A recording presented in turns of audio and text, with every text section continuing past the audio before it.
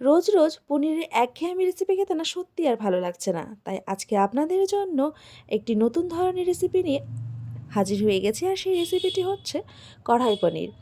এই কড়াই পনির বানানোর জন্য কিন্তু আমি এখানে নিয়ে নিয়েছি প্রায় 250 গ্রামের মতো পনির। তো পনিরগুলিকে ঠিক আমি এইভাবে করে স্কোয়ার করে কেটে নিয়েছি। আপনারা চাইলে ট্রায়াঙ্গেল করেও কেটে নিতেই পারেন। তো এখানে আমি কিছু নিয়েছি ভেজিটেবলস, যার মধ্যে পেঁয়াজ নিয়ে নিয়েছি। তো এখানে আমি প্রায় 3টের মতো পেঁয়াজকে কুচি করে কেটে নিয়েছি, আর একটি পেঁয়াজকে কিউব করে কেটেছি। নিয়ে নিয়েছি এখানে কিছুটা পরিমাণে আদা। তো এখানে আমি প্রায় 1.5 ইঞ্চির মতো আদাকে গ্রেট করে নিয়েছি, আর কিছুটা আদা আমি স্টিক স্টাইলে কেটে নিয়েছি। নিয়েছি ক্যাপসিকাম এবং টমেটো, এই দুটোকেই আমি ঠিক এইভাবে করে কেটে নিয়েছি। নিয়েছি গ্রেট করে রাখা রসুন আর কাঁচা লঙ্কা। এখানে একটি গোটা রসুনকে আমি গ্রেট করে নিয়েছি। আর নিয়েছি স্বাদ অনুযায়ী লঙ্কা। এখানে কিছু আমি মশলা নিয়েছি ধনে, জিরে, মৌরি আর গোলমরিচ, শুকনো লঙ্কা। প্রথমেই আমি গ্যাসের আঁচটিকে অন করে একটি প্যান বসিয়ে দিয়েছি। প্যানটি গরম হয়ে আসলেই তাতে একে একে গোটা মশলাগুলিকে আমি ফ্রাই করে নেব। তবে কড়াই পনির রেসিপি কিন্তু আপনারা হয়তো অনেকেই অনেক রকমভাবেই করে থাকেন। তবে আমি কোন স্টাইলে কড়াই পনির রেসিপিটি তৈরি করে নিয়েছি সেটা দেখতে হলে কিন্তু অবশ্যই ভিডিওটি প্রথম থেকে শেষ পর্যন্ত দেখতে হবে। আর এখনও যারা আমার এই চ্যানেলটিকে সাবস্ক্রাইব করোনি তারা অবশ্যই আমার এই চ্যানেলটিকে সাবস্ক্রাইব করে এই চ্যানেলটির পাশে থাকবেন। তো এখানে কিন্তু মশলাটিকে খুব ভালো করে ভেজে নেব যতক্ষণ না এর থেকে সুন্দর একটি স্মেল বেরোচ্ছে। আর এই মশলাটি ছাড়া কিন্তু কড়াই পনিরটি তৈরি করে নেওয়া যাবে না। তো অবশ্যই কিন্তু কড়াই পনির বানানোর জন্য এই মশলাটি আমাদেরকে বানিয়ে নিতে হবে। তো এখানে কিন্তু মশলাটি প্রায় ভেজে নেওয়া হয়েই গেছে। এর থেকে খুব সুন্দর একটি স্মেল বেরোচ্ছে। তো আমি ঠিক এই অবস্থাতেই কিন্তু এই মশলাটিকে হালকা নেড়ে চেড়ে কিন্তু নামিয়ে নেব। তো এই মশলাটিকে হালকা ঠান্ডা করে নেব এবং এরপরেই কিন্তু খুব ভালো করে একটি স্মুথ পেস্ট আমি তৈরি করে নেব। আর এখানে কিন্তু আমি অন্যদিকে বসিয়ে দিয়েছি একটি ফ্রাইং প্যানটিকে হালকাভাবে গরম করে নিয়ে কিন্তু এর মধ্যে দিয়ে দেবো আমি সাদা তেল। এই সাদা তেলটি খুব ভালো করে গরম হয়ে আসলে আমি এর মধ্যে দিয়ে দেবো বাটার। আপনারা চাইলে কিন্তু অবশ্যই ঘিও ব্যবহার করতেই পারেন। এখানে কিন্তু বাটারটিকে আমি খুব ভালো করে মেল্ট করে নেব। আর বাটারটি মেল্ট হয়ে আসলে আমি এখানে ফোড়নের জন্য দিয়ে দেবো কিছুটা পরিমাণে গোটা সাদা জিরে। আর এই সাদা জিরেটিকে আমি হালকাভাবে ভেজে নেব। আর এরপরে আমি দিয়ে দেব কুচি করে কেটে রাখা পেঁয়াজ। গ্যাসের আঁচটিকে মিডিয়াম টু লো ফ্লেমে রেখে কিন্তু এই পেঁয়াজটিকে আমি হালকা লালচে করে ভেজে নেব। তাছাড়া পনিরের কিন্তু প্রায় অনেক ধরনের রেসিপি আমার এই চ্যানেলে শেয়ার করা রয়েছে। আপনারা যদি সেই সমস্ত রেসিপি না দেখে থাকেন তাহলে অবশ্যই গিয়ে সেই রেসিপিগুলি দেখে নিতে পারেন। আর আপনারা যদি সেই রেসিপিগুলি দেখে থাকেন তার মধ্যে থেকে আপনাদের কোনো রেসিপিটি ভালো লেগেছে সেটা কিন্তু আমাকে অবশ্যই কমেন্টের মাধ্যমে জানাতেই পারেন। তো পেঁয়াজগুলি কিন্তু এখানে কিছুটা ভাজা হয়ে এসেছে। আমি এই অবস্থাতে দিয়ে দিচ্ছি স্বাদ অনুযায়ী নুন। এই নুনটি দেওয়ার পর আমি আবারও কিন্তু হালকা হাতে নেড়েচেড়ে নেব এবং পেঁয়াজগুলিকে ফ্রাই করে নেব। তো এখানে পেঁয়াজটি অনেকটাই ফ্রাই হয়ে এসেছে, এর কালারও কিন্তু অনেকটাই চেঞ্জ হয়ে এসেছে। ঠিক এই অবস্থাতেই দিয়ে দেব গ্রেট করে রাখা রসুন। আর এখানে তো আমি আগেই বলেছি গোটা একটি রসুনকে কিন্তু আমি গ্রেট করে নিয়েছি।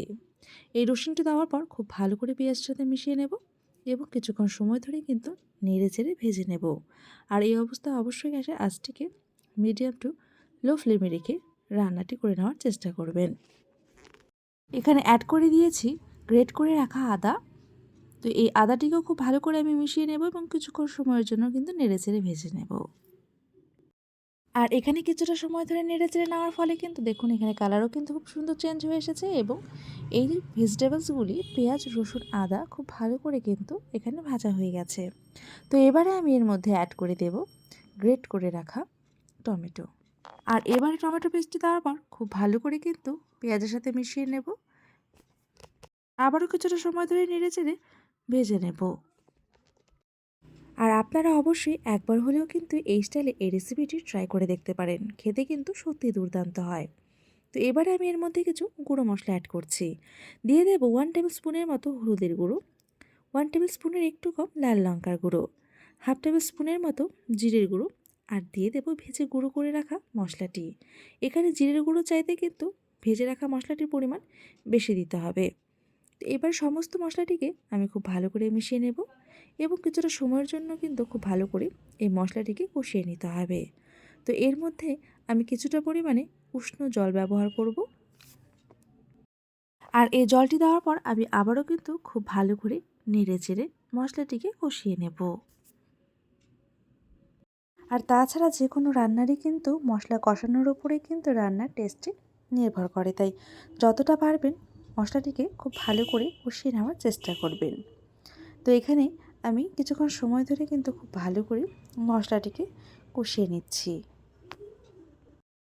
আর এই অবস্থায় কিন্তু গ্যাসের আঁচটিকে আমি লো ফ্লেমে রেখে মশলাটিকে কষিয়ে নিচ্ছি, যাতে কোনোভাবেই মশলাটির তাত না লেগে যায়। তো এখানে মশলাটিকে খুব ভালো করে কষিয়ে নেওয়া হয়ে গেছে। এবার গ্রেভির জন্য দিয়ে দেবো আমি পরিমাণ অনুযায়ী জল।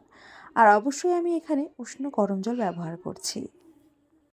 জলটি দেওয়ার পর আমি আবারও কিছুক্ষণের জন্য নেড়ে চেড়ে নেব এবং গ্যাসের আঁচটিকে লো ফ্লেমে রেখে কিছুটা সময়ের জন্য কিন্তু এই মশলাটিকে ফুটিয়ে নেব। আর এর মধ্যে আমি অ্যাড করে দিচ্ছি কুচি করে কেটে রাখা লঙ্কা। আর এখানে আমি 3টের মতো লঙ্কা ব্যবহার করছি। আপনারা অবশ্যই আপনাদের স্বাদ অনুযায়ী লঙ্কাটি ব্যবহার করবেন। এখানে কিন্তু আমি 1.5 মিনিটের মতো সময় নিয়ে কিন্তু গ্রেভিটিকে খুব ভালো করে ফুটিয়ে নিয়েছি। আর তাতে দেখুন গ্রেভিটি খুব সুন্দর তৈরি হয়েছে। আর গ্রেভিটিকে ঠিক আমি এই অবস্থাতেই রাখবো, এর থেকে কিন্তু আর খুব ঘন করব না। হালকা নেড়ে চেড়ে কিন্তু এই গ্রেভিটিকে আমি অন্য পাত্রে ট্রান্সফার করে নেব। তো এখানে গ্রেভির পাত্রটি ট্রান্সফার করে বসিয়ে দিয়েছি এখানে কড়াই। তো কড়াইয়ের মধ্যে দিয়েছি সামান্য পরিমাণে সাদা তেল। তেলটি গরম হয়ে আসলে তাতে দিয়ে দেব বাটার। বাটারটিকে খুব ভালো করে মেল্ট করে নেব এবং বাটারটি মেল্ট হয়ে আসলে তাতে দিয়ে দেব কিউব করে কেটে রাখা পেঁয়াজ। এই পেঁয়াজটি দেওয়ার পর খুব ভালো করে কিন্তু বাটারটির সাথে মিশিয়ে নেব এবং হালকাভাবে ফ্রাই করে নেব। তাতে দিয়ে দেব কেটে রাখা টমেটো। আর এই টমেটোগুলিকে হালকাভাবে ফ্রাই করে নেওয়ার পর কিন্তু আমি এর মধ্যে অ্যাড করে দেব কিউব করে কেটে রাখা ক্যাপসিকাম। এই টমেটো, ক্যাপসিকাম এবং পেঁয়াজগুলিকে আমি খুব ভালো করে কিন্তু ভেজে নেব। আর এই অবস্থায় গ্যাসের আঁচটিকে কিন্তু আমি হাই ফ্লেমে রেখে এই ভেজিটেবলসগুলিকে ভেজে নেওয়ার চেষ্টা করব। আর অবশ্যই কিন্তু ঘন ঘন নেড়ে যাবেন, যাতে করে কিন্তু এই ভেজিটেবলসগুলি কোনোভাবেই কড়াইয়ের গায়ে না লেগে যায়। তো এখানে কিন্তু কিছুটা সময় ধরে ভেজে নেওয়ার ফলে দেখুন এখানে ক্যাপসিকাম, টমেটোগুলি অনেকটাই ভাজা হয়ে এসেছে। তো এই অবস্থায় আমি এর মধ্যে অ্যাড করে দেব কেটে রাখা কাঁচা পনিরগুলি। এই কাঁচা পনিরগুলি দেওয়ার পর কিন্তু খুব ভালো করে এই ভেজিটেবলসগুলির সাথে মিশিয়ে নেব এবং আলতো হাতে কিন্তু নেড়ে চেড়ে নেব, যাতে কাঁচা পনিরগুলি কোনোভাবেই ভেঙে না যায়। আপনারা কিন্তু খুন্তির সাহায্যে নেড়েও নিতে পারেন কিংবা টস করেও নিতে পারেন।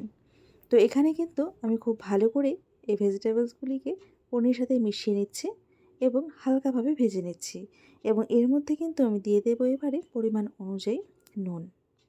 এই নুনটিকে দেওয়ার পর আমি আবারও খুব ভালো করে মিশিয়ে নেব কিংবা টস করে নেব। আর এরপরে কিন্তু আমি এর মধ্যে অ্যাড করে দেব ভেজে গুঁড়ো করে রাখা মশলাটি। এই মশলাটি দেওয়ার পর আমি আবারও নেড়ে চেড়ে খুব ভালো করে মিশিয়ে নেব এবং খানিকক্ষণ সময়ের জন্য কিন্তু নেড়ে চেড়ে ভেজে নেব। আর এছাড়া পনিরের আর কোন কোন ধরনের রেসিপি আপনারা দেখতে চান সেটাও কিন্তু আমাকে অবশ্যই কমেন্টের মাধ্যমে জানাতে পারেন। তাহলে আমি সেই সমস্ত ভিডিও অবশ্যই আপনাদের সাথে শেয়ার করে দেব এবং আপনারা কমেন্ট করলে সত্যি আমি ভীষণভাবে খুশি হব। তো এখানে কিন্তু খুব ভালো করে ভেজে নেওয়া হয়ে গেছে। এবারে এর মধ্যে আমি দিয়ে দেব তৈরি করে রাখা গ্রেভিটি। এই গ্রেভিটি দিয়ে আবারও খুব ভালো করে কিন্তু এই ভেজিটেবলস আর পনিরগুলিকে মিশিয়ে নেব। আর অবশ্যই এই অবস্থায় গ্যাসের আঁচটিকে কিন্তু আমি মিডিয়াম টু লো ফ্লেমে রেখে নেব। আলতো হাতে নেড়ে চেড়ে কিন্তু এই মশলাটির সাথে খুব ভালো করে মিশিয়ে নেব এবং কিছুটা সময়ের জন্য কিন্তু রান্না হতে দেব। তো এখানে কিন্তু আমি প্রায় 1.5 মিনিটের মতো সময় নিয়ে মশলাটির সাথে পনিরটিকে রান্না হতে সময় দিয়েছি। তাতে কিন্তু খুব সুন্দর তৈরি হয়েছে গ্রেভিটি এবং এর মধ্যে কিন্তু এরপরে একে একে অ্যাড করে দেব কুচি করে কেটে রাখা ধনেপাতা। এই ধনেপাতাটিকে দিয়ে খুব ভালো করে আবারও মিশিয়ে নেব এবং আরও কিছুটা সময়ের জন্য কিন্তু রান্না হতে দেব, যাতে ধনেপাতাগুলি খুব ভালো করে এই গ্রেভির সাথে মিশে যায়। এবং এরপরেই কিন্তু আমি এর মধ্যে অ্যাড করে দেব আমুলের ফ্রেশ ক্রিম। আর এই ফ্রেশ ক্রিমটি দেওয়ার ফলে টমেটোর টক ভাবটিকে কাটিয়ে এর মধ্যে খুব সুন্দর একটি ফ্লেভার তৈরি করবে। এই আমুলের ফ্রেশ ক্রিমটি দেওয়ার পর আবারও আলতো হাতে নেড়ে চেড়ে নেব এবং কিছুটা সময়ের জন্য রান্না হতে দেব। আর আপনাদের কাছে ফ্রেশ ক্রিম না থাকলে আপনারা নাও ব্যবহার করতে পারেন, এটা একদমই অপশনাল। আর এখানে কিন্তু কিছুটা সময় ধরে নেড়েচেড়ে কিন্তু খুব ভালো করে আমি ফ্রেশ ক্রিমটি এই গ্রেভির সাথে মিশিয়ে নিয়েছি এবং কিছুক্ষণ সময়ের জন্য কিন্তু রান্না করে নিয়েছি। আর এবারে কিন্তু আমি এর মধ্যে অ্যাড করে দেব কিছুটা পরিমাণে কাসুরি মেথি। এই কাসুরি মেথিটি দিয়ে আবার কিছুক্ষণ সময়ের জন্য আমি রান্না হতে দেবো।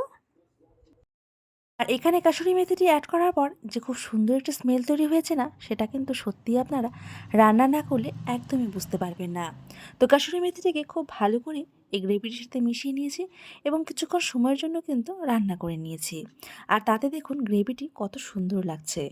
দেখতেও যতটা লোভনীয় লাগছে না, খেতেও কিন্তু সত্যি ততটা টেস্ট হয়। আর আমার এই রেসিপিটি কিন্তু সম্পূর্ণভাবে রেডি হয়ে গেছে। তাহলে তো আপনারা বুঝতেই পারলেন যে কত সহজেই কিন্তু এই কড়াই পনিরটি তৈরি করে নেওয়া যায়। তাহলে আর দেরি কিসের? এবার চটপট আপনারা বাড়িতেই বানিয়ে ফেলুন রেস্টুরেন্ট স্টাইলে কিন্তু কড়াই পনির। আর এই কড়াই পনিরটি না লুচি, রুটি কিংবা নান পরোটার সাথে পরিবেশন করে দেখতে পারেন। খেতে কিন্তু সত্যি অসাধারণ লাগে। তাহলে আমার এই কড়াই পনিরের রেসিপিটি আপনাদের কেমন লাগলো সেটা কিন্তু অবশ্যই আমাকে কমেন্টের মাধ্যমে জানাবেন। ভালো লাগলে প্রতিদিনের মতোই বলবো শেয়ার করে দিতে, লাইক কমেন্ট অবশ্যই করবেন। আপনারা কমেন্ট না করলে সত্যি আমি একদমই বুঝতে পারছি না যে সত্যি আমার এই রেসিপিগুলি ঠিক কতটা আপনাদের ভালো লাগছে। আর অবশ্যই কিন্তু এরকম লোভনীয় স্বাদের রেসিপি পেতে গেলে কিন্তু চোখ রাখতে হবে শিখাস রান্নাঘরে। তাহলে আজকের মতো আমি এখানেই শেষ করছি। আবারও দেখা হবে অন্যান্য লোভনীয় রেসিপির সাথে। আর আপনারা অবশ্যই ভালো থাকবেন, সুস্থ থাকবেন। ধন্যবাদ।